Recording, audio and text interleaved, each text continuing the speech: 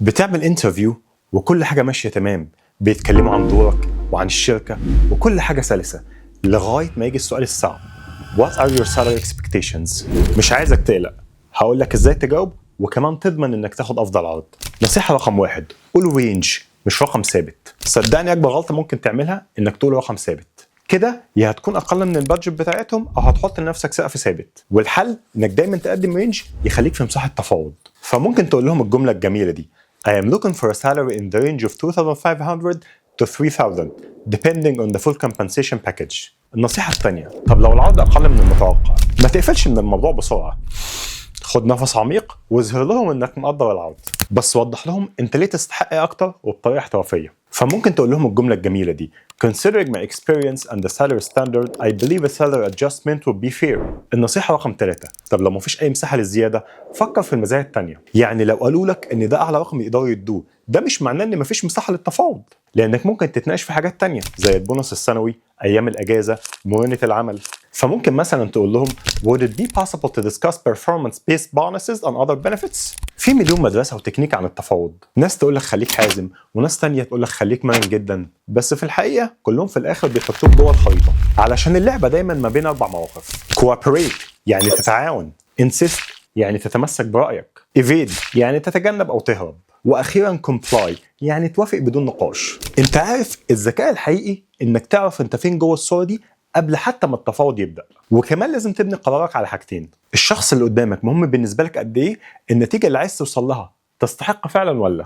يعني مثلا لو حد دخل في الكومنتس يتفاوض باسلوب رديء، انا شخصيا بعمل له ايفيد، لان التفاوض مش دايما لازم يحصل، خاصة لو الشخص مش مهم بالنسبة لك او النتيجة حتى مش مستاهلة. لكن لو بتتفاوض مع مديرك او شركة بتحبها او عميل مهم، هنا الكوابريت هو الحل، لانك عايز توصل لنقطة مريحة ليك وليه.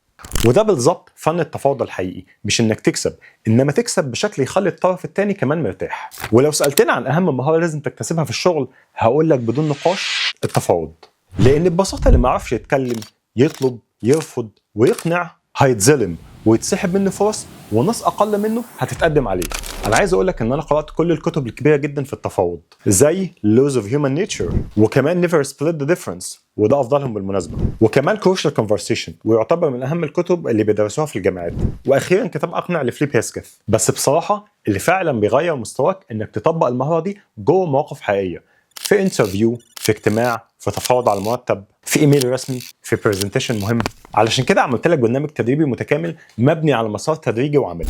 البرنامج ده مش بس هيساعدك تتكلم انجليزي كويس، ده هيعلمك ازاي تستخدم اللغة جوه بيئة العمل باحتراف، وتتفاوض وتتكلم وتطالب بحقك بدون ما تتوتر او تسكت، والاهم بدون ما تزعل حد منك.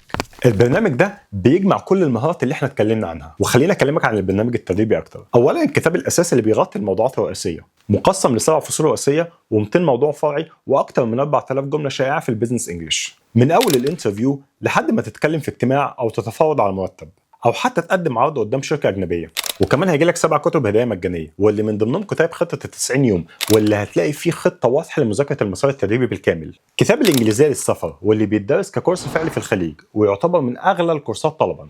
كتيب ايميلات بزنس بلا تعقيد عشان تتعلم ازاي تكتب ايميلات باستخدام الذكاء الاصطناعي. كتاب ازاي تفكر بالانجليزي، وكتاب اهم المحادثات، وغيرهم كتير. شوف التفاصيل في اللينك وابدا رحلتك بثقه، لان اللي بيتفاوض صح بالذات بالانجليزي بياخد مميزات غيره ما يقدرش يحصل عليها.